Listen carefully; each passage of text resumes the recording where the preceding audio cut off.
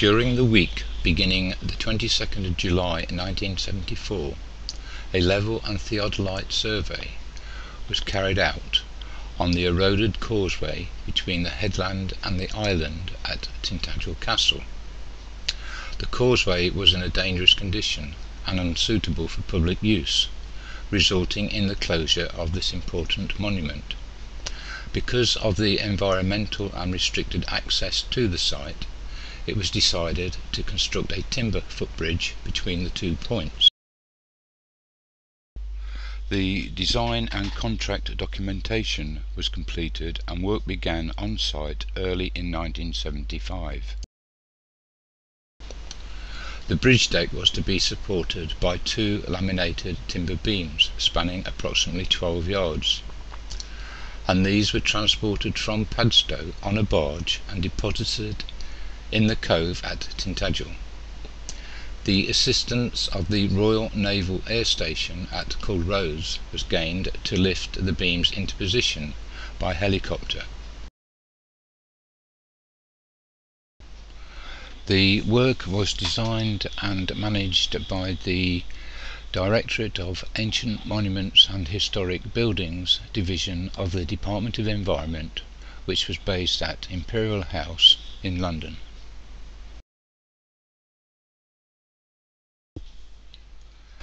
After a safety reconnaissance had been carried out, the Sea King helicopter hovered over the beams so that the team could adjust the sling lengths in order that the beams could be placed in position at the correct angle.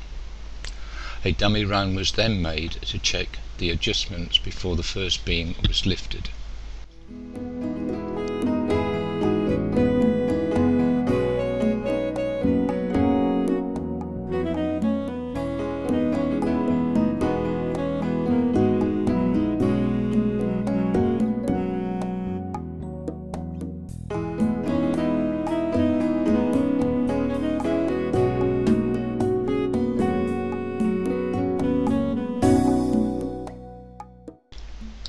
The moment of truth arrived for the project team that had carried out the survey and design, as the beam was lowered onto its anchor points.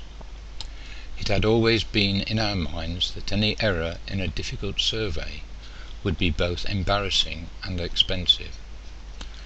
Any doubts were dispelled as the first beam settled into position exactly as planned.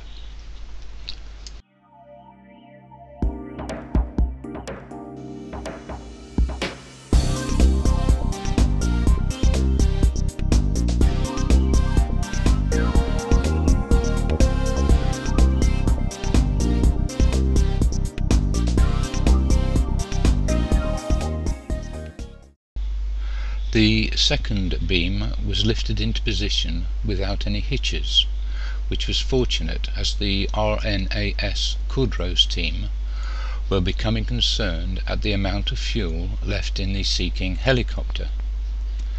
After completion of the mission, the Sea King landed in a nearby car park that had been closed for the day to refuel from a Bowser before heading back to base.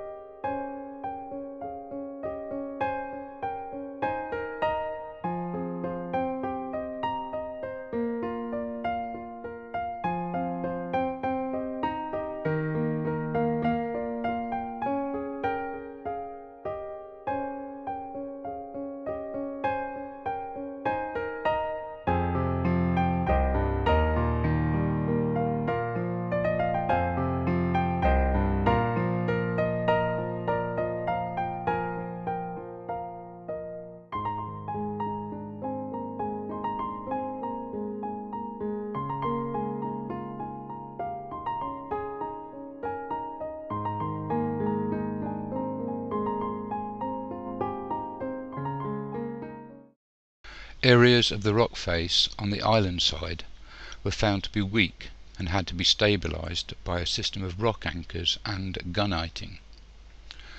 Rock anchors transfer loads from the unstable exterior to the much stronger interior of the rock mass. The rock anchors also supported a steel reinforcement mesh on the exterior face that was sprayed at pressure with a low water content sand and cement mix to further stabilise the surface.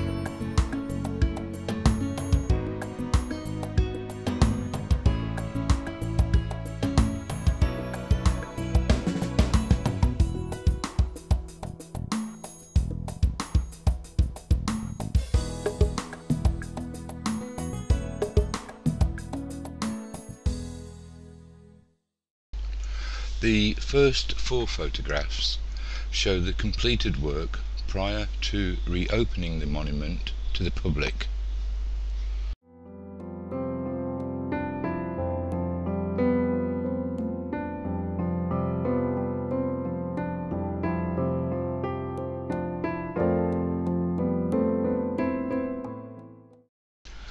The next 4 photographs give various views through the years to July 2014.